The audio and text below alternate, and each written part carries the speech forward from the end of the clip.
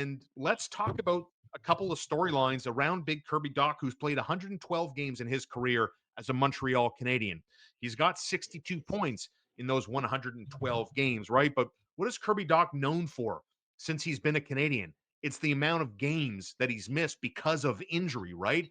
So the Canadians, Mhm. in my opinion, Marco, can't go into the season just assuming things, assuming that he's going to play 82 games and establish himself as a true No. number 2C. That door is open for him to win that. But let's talk about Kirby Dach, the likeliness that he starts the season as number 2, and who's pushing behind that if there's an injury or inconsistent play, that someone's going to jump in and fill that role there. So, like, let me start with you here. Where are you percentage wise that he starts the year in October um, as the 2C? I think it's 100%. If he's healthy, it's 100% in my opinion. Okay. If he's healthy, yes. I think if he's healthy, he starts the year as 2C.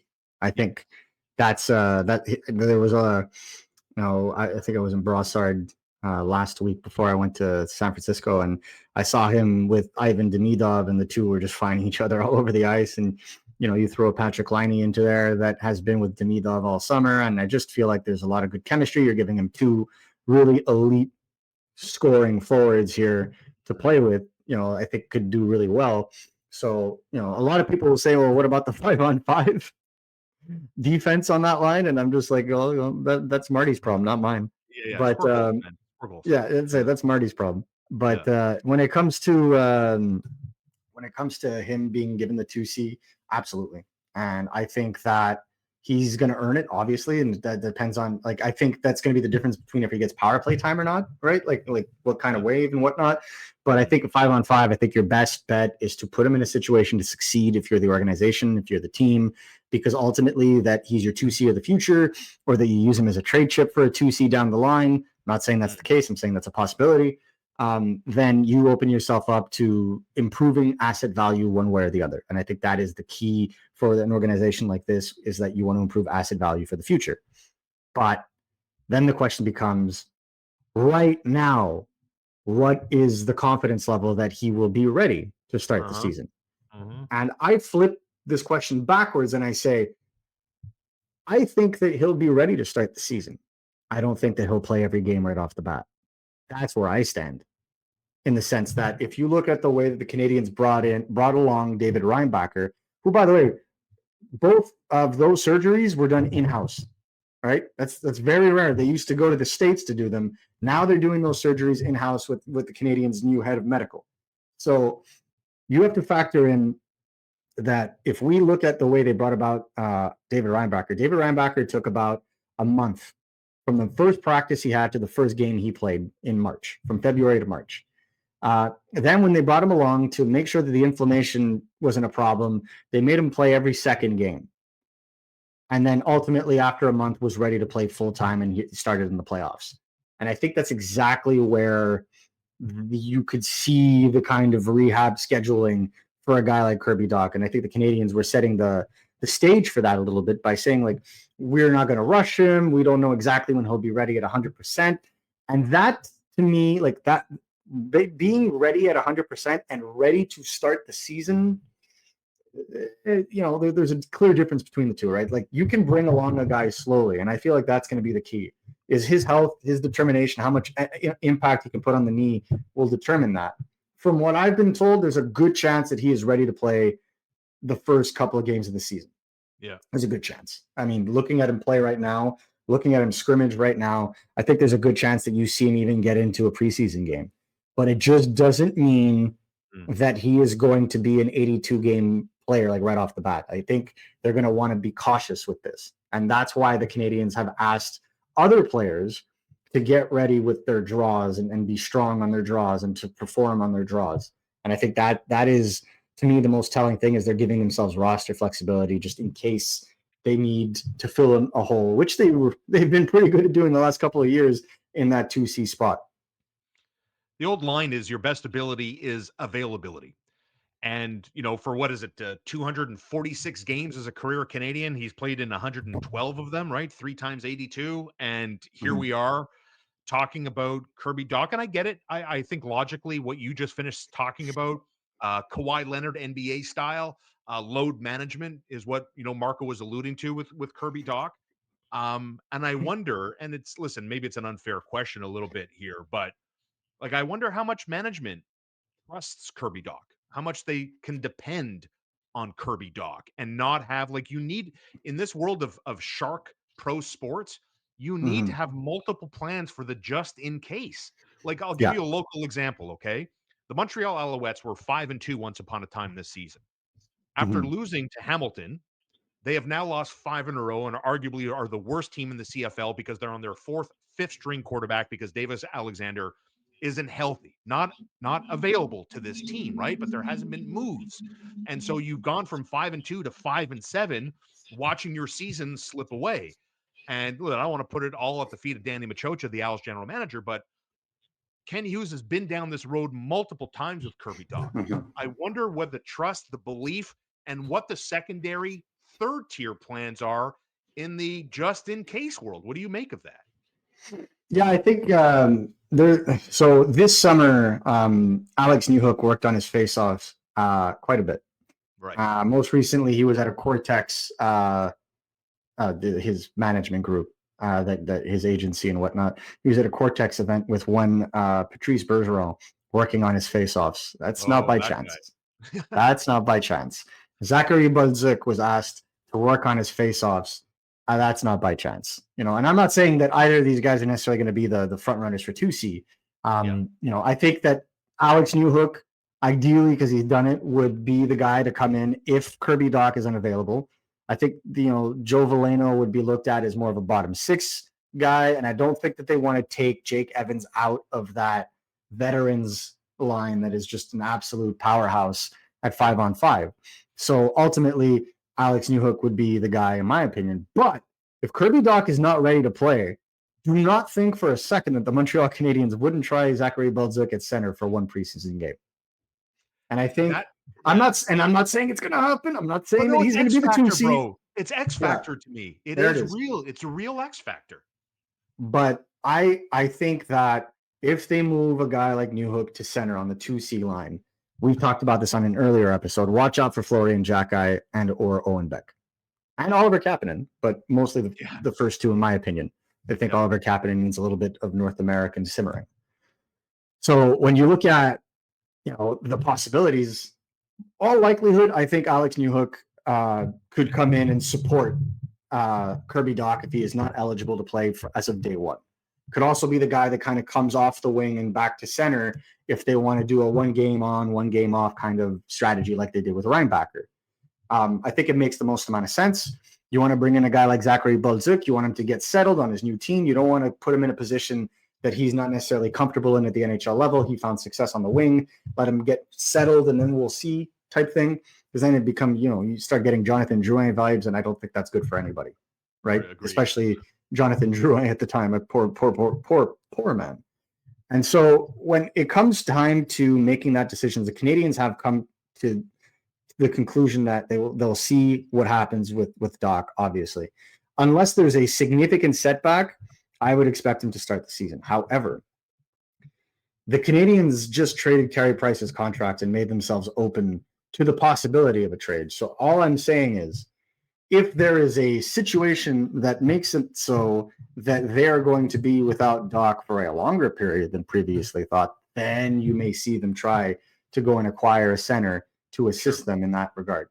A lot of people are going to just shoot for the moon and be like, go get Crosby, go get McTavish, go get Jared McCann, go get Anton Lundell, like you name it, right?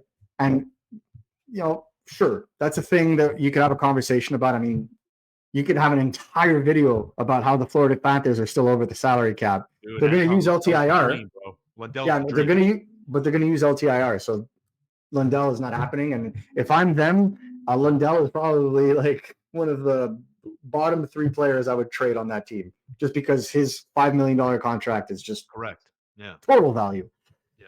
But what I would say is that the Canadiens are keeping an eye out, obviously, for that sole and exact reason of what if. And so the one thing I can tell you is that there's no assurance yet that Kirby Dach is going to start the season. I believe he will from what we've seen. The Canadiens have backup plans in that regard. And they want to take the next 2 to 3 months to truly evaluate where Kirby Dach is, evaluate where the team is, and if they feel they need to upgrade to that position at this point, they will look at the options to make that move. What's your best guess on how closely Ken Hughes, Jeff Gorton will be monitoring the Pittsburgh Penguins? Is I this a think you know where Crosby I'm going with question? this. Of course, Is this a Crosby question? of course, yeah, of course it is, All right? right, I'm out. Because the what ifs are so. There's no chance that the Pittsburgh Penguins trade. There's No, I'm there's no talking in chance that the season. Pitts. My question was specific to in season. How close the That's team is it. going to be if the Penguins are dog shit in November? I'm asking how close are they paying attention, ready to make a move, ready to be hyper aggressive, and put some feelers out. What's 87 feeling about the vibe around his team in the world that might exist where the team is terrible, and maybe there's something there. I think if ever, and I'm going to get quoted on this, and I'm going to get blasted on the internet, but if ever Sidney Crosby gets traded this season, it'll be at the 11th hour on trade deadline On March 6th. Huh. I think Woof. so. Oh, And it would take my team is not good, or dog poo poo, as you pointed out. It would take they're going nowhere. It would take they've traded everybody else, and it would take I just got a taste of what it is to win at the Olympics again. And I don't know that I could do another year or two of this. And then you would have a conversation. So yeah, I believe the Canadiens would monitor it. And in the best cases of scenarios, it would be what I said. I personally think it's an off-season trade. If ever it happens, I think it's an off-season trade. But I'm not in the know on this subject, so I'm speaking purely from what the little that I know, and mostly just from a just outside perspective. But I will speculate on this. I don't think that the Montreal Canadiens are looking for a quick fix at 2C. So they would also have to have guarantee, and I believe that guarantee exists already, that a player that they would acquire would be around for 2, 3, 4 years.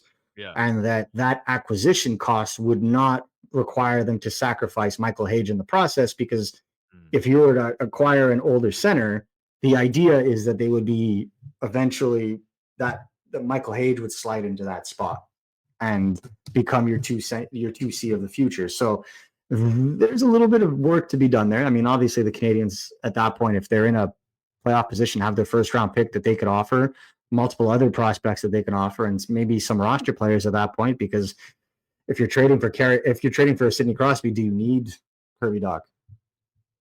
So these are some of the conversations that you can be sure that they're going to monitor, but they're not just going to be monitoring Sidney Crosby. They're going to be looking at other realistic long-term options. Sure. That would make a lot of sense. We've spoken about Mason McTavish. I'm sure they'll poke in and see if that relationship soured, even though they sign an extension. You're going to be looking at other guys that are going to be kind of on the flip side. Like a guy like Nick Schmaltz in Utah could make some sense as well if he's willing to extend. He's only 29 years old. So there are other guys that are going to be in the mix, and the Canadiens are going to be, especially if they're in the playoff spot, they'll be pretty aggressive buyers. I'm not saying they're gonna raise the entire farm, but they're going to be looking at guys that are going to be able to help them this season and for years to come. So I think they're going to be monitoring a lot in the league, because there's going to be a lot of what if situations this season, as we've spoken about in the last episode. What about the Alex Newhook angle, and the depth that he provides, almost like an insurance policy? Yeah, I like the combo of Alex Newhook and Ivan Demidov last year. I thought that Demidov brought out a lot of Alex Newhook, and I feel like if Alex Newhook had maybe an extra horseshoe in his socks, he probably would have potted another 7 or 8 goals last season. Unfortunately, he did not, and hit a boatload of posts and missed a boatload of grade A chances. But I feel like he was unfortunately snake bitten last year, and in a consistent situation, I'm sure he could pot 20 goals more. Playing the way he does. So to me, I don't disagree with the idea that he's a viable option in that case, at least from a stopgap perspective, because the Canadiens did make the playoffs with him basically as their 2C for what, like at least a third of the season. So I'm sure they could figure it out as long as the rest of the team continues to pull forward. And then the other thing is I have absolute faith in Ivan Demidov. I don't think he needs a center to be one of the most productive rookies in this season. So I think he's going to do a lot of the heavy lifting in and of his own, and that's because he's that good. So I'm not necessarily worried about that. And I feel like Alex Newhook would find the back of the net with much more ease playing with a guy like Ivan Demidov on a regular basis. That's Marco D'Amico. Follow him at MN D'Amico with RG Media. Another outstanding week. Preseason for us too, with Habs rookie camp now underway. Next week starts with the Canadiens golf tournament from Laval. And then on the Wednesday, on the 17th, the main camp opens, and we're that much closer to the start of a regular season. And boy, oh boy, we have a lot of exciting stuff to tell you about down the road. Not right now. I want to, but I don't want Marco to get physical with me. I'm very intimidated. And so that's all coming up. You can support us by supporting our sponsors at Little Bear, littlebearonline.com. Delivery to your doorstep. Thanks to Chuck and his wonderful staff, family-owned business in Montreal on St. Catherine. For all your pets' needs, we trust Little Bear, and I encourage you to do the same because they care about your pets as much as you do.